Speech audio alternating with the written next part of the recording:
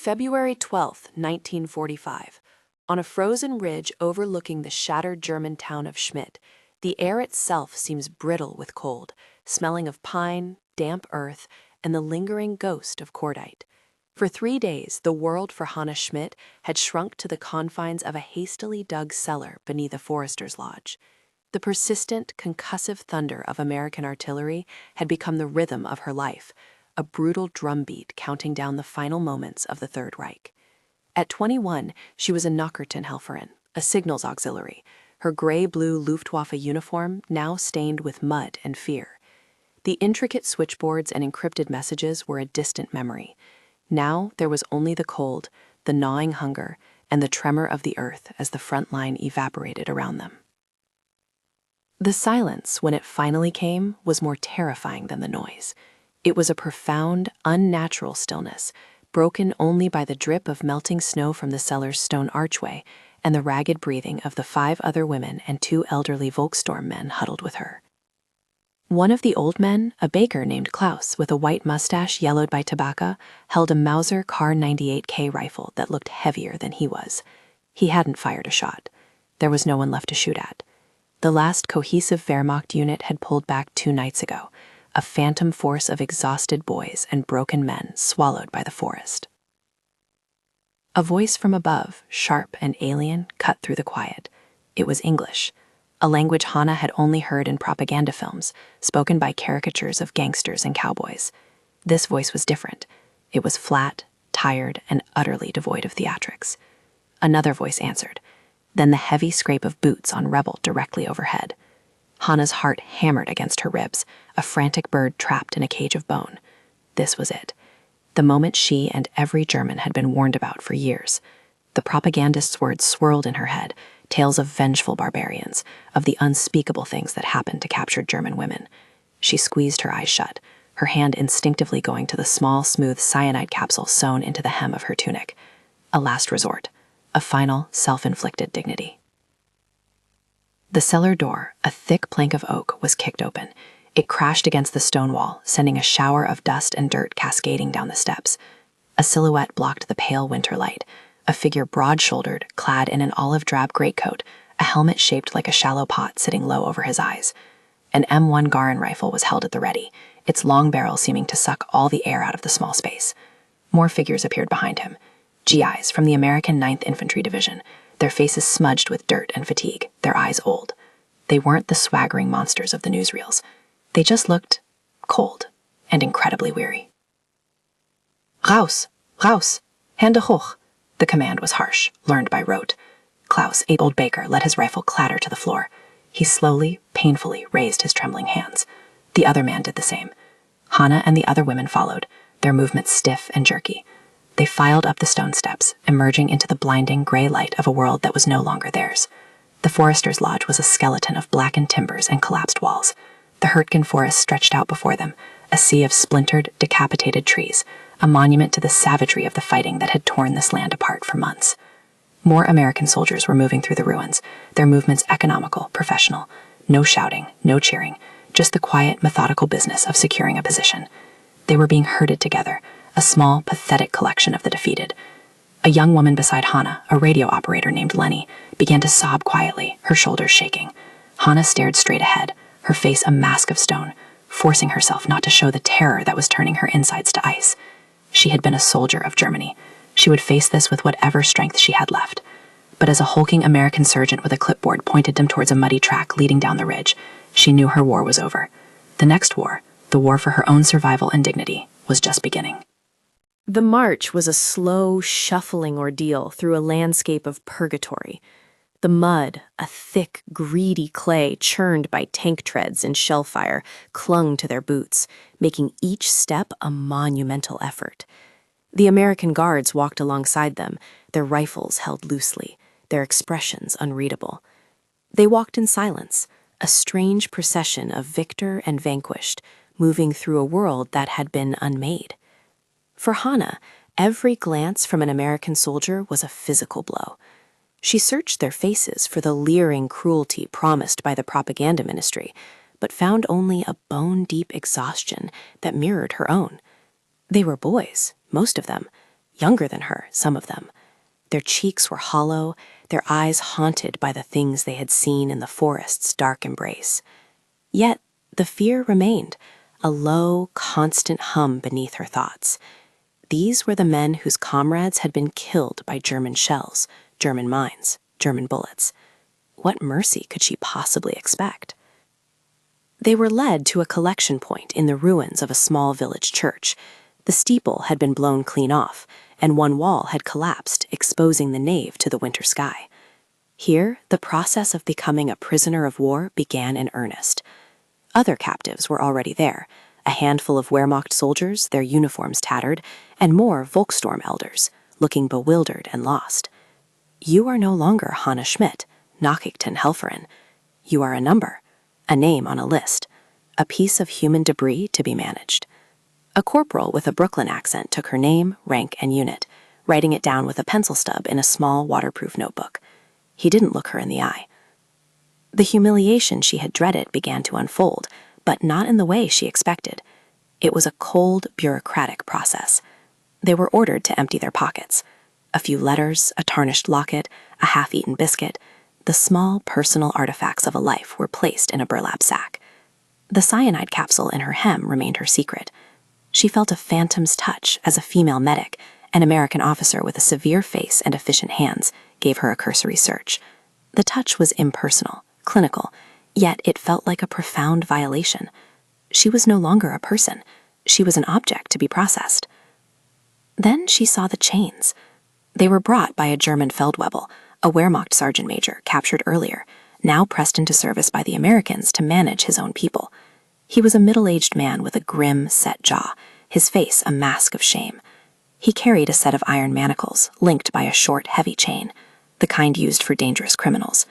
The sight sent a fresh wave of terror through Hanna. This was it. This was the degradation she had been prepared for. They would be shackled like animals and paraded for their captors. Her mind flashed to images from the weekly newsreels, showing German soldiers proudly marching columns of shackled Soviet prisoners through ruined cities. Now the roles were reversed. The shame was a hot, metallic taste in her mouth. The Feldwebel avoided their eyes as he approached. He spoke in a low, rough German. "This is for transport. It is their regulation." His voice was an apology and a command all in one. He moved towards the first woman in the line, a young flak helper named Gazella. Gazella shrank back, her eyes wide with panic. The clink of the iron was a horrifyingly intimate sound in the cold air. Hanna watched, her entire body tensed, her hand drifting unconsciously towards the hem of her tunic. She would not let them do this. She would not be led in chains. The American sergeant who had first found them in the cellar, a man she now saw was wearing the stripes of a technical sergeant, was standing nearby, observing the procedure, his face impassive. He was smoking a cigarette, the smoke pluming in the frigid air. He seemed detached, a manager overseeing a routine task. To him, they were just cargo. That was the most terrifying thought of all. Not malice, but indifference. The German sergeant fumbled with the manacles, his hands clumsy with shame and cold, as he prepared to fasten them around Gazella's slender wrists. The metallic rasp of the manacle's hinge opening was the loudest sound in the world. Gisela flinched as the cold, heavy iron touched her skin. The German Feldwebel muttered something under his breath, a curse or a prayer, as he tried to lock the shackle. Hanna braced herself. It would be her turn next. Her mind was a whirlwind of defiance and despair. She pictured the journey ahead, shackled, stumbling through the mud, an object of scorn and spectacle, the ultimate symbol of Germany's defeat, branded onto her very wrists. All the pride she had been taught to feel, all the lectures about Aryan dignity and strength, crumbled into ash. This was the reality, a cold iron ring and the absolute power of the victor over the vanquished. Then a voice cut through the tension. "Hold up, what the hell is this?" It was the American technical sergeant. He had tossed his cigarette butt to the ground and walked over, his boots crunching on the debris-strewn floor of the ruined church. He wasn't shouting. His voice was low, laced with a gravelly irritation, as if he'd just discovered a logistical error in a supply manifest. Sergeant Frank Rizzo of the 9th Infantry Division's 39th Regiment had seen enough death and misery in the last 5 months to last him 10 lifetimes. He had lost friends in the Hurtgens Green Hell and watched men break under the strain of constant combat. He was tired of the ugliness, the whole damn business. He looked from the crying girl to the grim-faced German NCO, and then to the heavy chains. He pointed a gloved finger at the manacles. I said, "What is this?" The Feldwebel, understanding the tone, if not every word, looked up, his face a mixture of fear and resentment. He spoke in broken English, gesturing with the shackles. "For transport is procedure, orders." Rizzo's eyes narrowed. He glanced at the line of women, at their pale, terrified faces. They weren't SS guards from a concentration camp. They weren't fanatics fighting to the last bullet from a machine gun nest. They were auxiliaries, telephone operators and anti-aircraft spotters, barely out of their teens. They were defeated. The fight was gone from their eyes, replaced by a deep, hollow dread. Rizzo looked at the German NCO. Orders? Whose orders? The German just shrugged, a gesture of helplessness that transcended language. It was just the way things were done, the way things had always been done in this war. You captured the enemy, you disarmed them, you secured them. Chains were an efficient way to secure a large group of prisoners with a minimum of guards. It was a cold military logic. But Rizzo wasn't looking at it with a military eye anymore. He was looking at Gisela, who was now openly weeping, her thin shoulders shaking. He saw his own younger sister in her face for a fleeting, unwelcome moment. He took a step closer, his sheer physical presence making the German NCO flinch. Rizzo reached out, not to the woman, but to the chains. He took them from the Feldwebel's hands. The iron was heavy, brutally functional.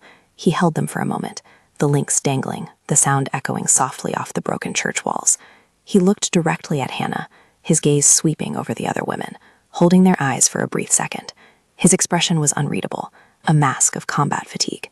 For a terrifying instant, Hannah thought he was going to put the chains on himself, to show the German how it was done. Instead, he turned to the Feldwebel. His voice was quiet, but it carried the absolute authority of a man who had seen too much and would tolerate no more nonsense. "You won't be wearing these," he said, his words directed as much to the women as to the German. "Not on my watch." And then, with a simple, deliberate movement, he opened his hand. The manacles, the chains, the physical embodiment of their humiliation, fell from his grasp. They hit the frozen, muddy ground with a heavy, final clatter. The sound was not loud, but it seemed to shake the very foundations of the ruined building. It was the sound of an expectation being shattered, the sound of something unthinkable happening. In the sudden silence that followed, no one moved. The German surgeon stared at the chains lying in the dirt. Gisela stopped crying, her breath catching in a sob of pure shock. And Hannah? Hannah just stared at the American surgeon, her mind refusing to process what she had just witnessed. An act not of kindness, not of pity, but of simple, inexplicable decency. It was a gesture so alien to the world she now inhabited that it felt like a miracle or a trap. The chains lay in the mud, a discarded thought. Sergeant Rizzo didn't say another word. He simply gave a short, sharp nod to one of his corporals, a silent order to get them moving. The moment hung in the air, charged with this belief. The German Feldwebel, his face a complex tapestry of confusion and relief, backed away, leaving the chains where they lay.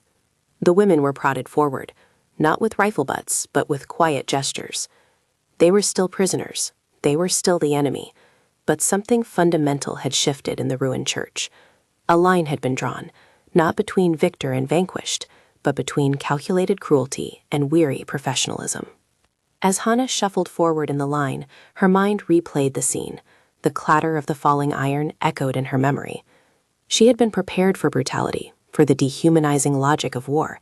She understood that. An enemy was an object to be defeated, captured, and controlled. But this act made no sense in that framework. The sergeant gained nothing from it. It made his job of guarding them slightly more difficult. It was an inefficient, illogical, and profoundly human thing to do. She risked a glance at him. He was already preoccupied with something else, talking in low tones with another NCO, pointing at a map. For him, the moment had already passed. For her, it had stopped time. The processing continued, but the atmosphere had changed. The cold, bureaucratic edge had softened almost imperceptibly. When they were led into a section of the nave still partially roofed, a medic, the same severe-faced woman from before, came to check on a girl who had a nasty gash on her hand. Instead of a rough, dismissive examination, the medic worked with a focused gentleness, cleaning the wound with a pad of gauze and disinfectant that stung, then wrapping it neatly with a clean bandage. She offered the girl a tight, fleeting smile before moving on. It was a small thing, a microscopic fissure in the wall of enmity that separated them. Later, as they waited to be loaded onto trucks, a young GI, no older than 18, came by with a crate of K-rations. He moved down their line, handing each of them a small wax-coated box. He didn't speak, just met their eyes for a second before moving to the next. Hannah stared at the box in her hands. She hadn't eaten a full meal in 3 days. Inside, she found a block of processed cheese, a handful of hard biscuits, a fruit bar, and 4 cigarettes. It was more food than she'd seen in a week. Around her, the other women were opening their rations with a quiet reverence. The sounds of tearing cardboard and crinkling cellophane filled the air. She broke off a piece of a biscuit. It was dry, tasteless, but it was sustenance. It was life. It was a gesture that said, "You are a human being, and you are hungry."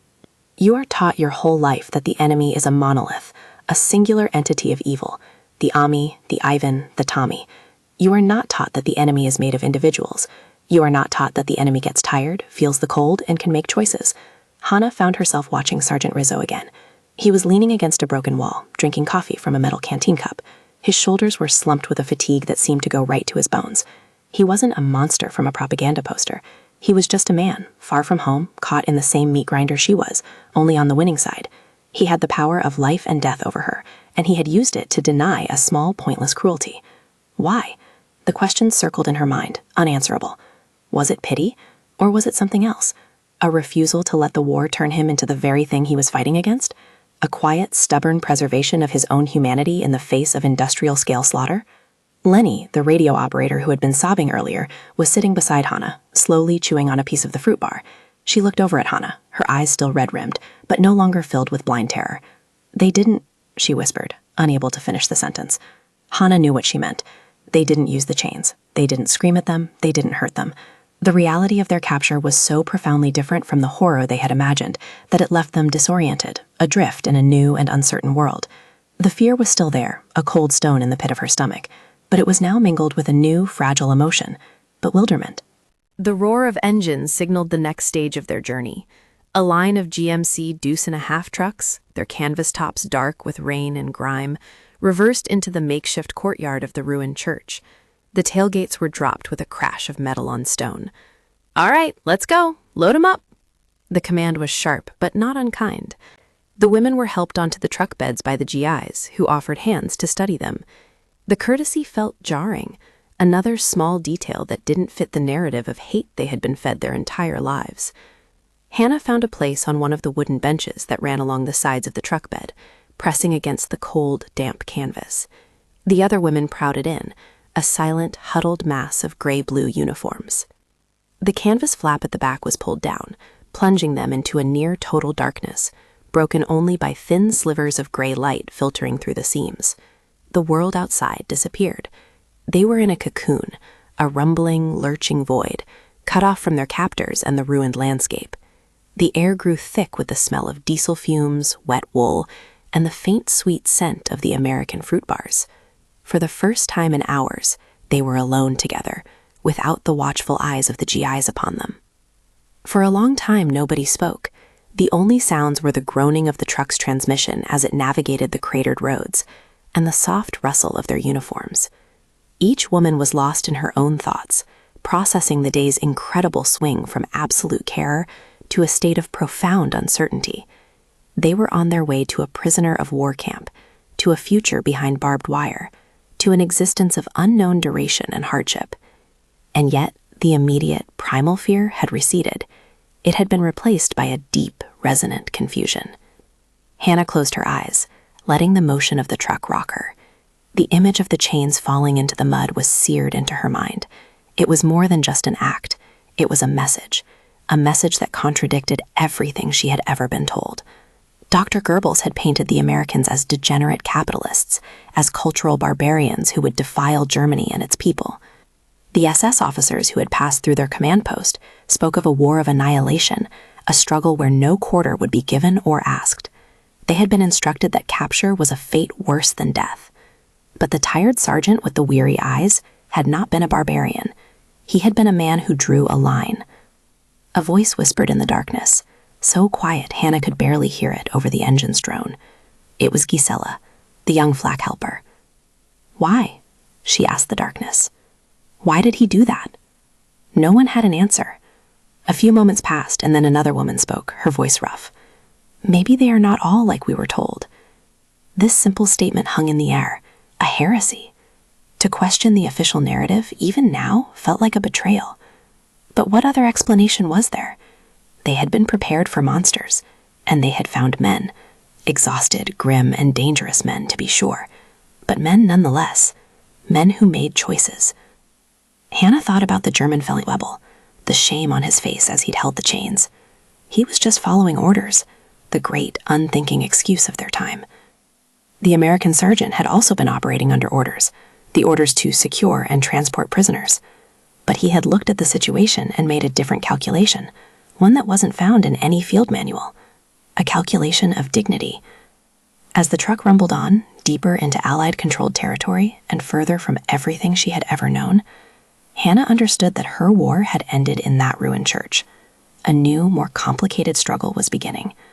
The struggle to understand a world where enemies could be human, where compassion could be found in the ashes of hatred, and where the heaviest chains were not forged of iron, but of the lies you were told your entire life.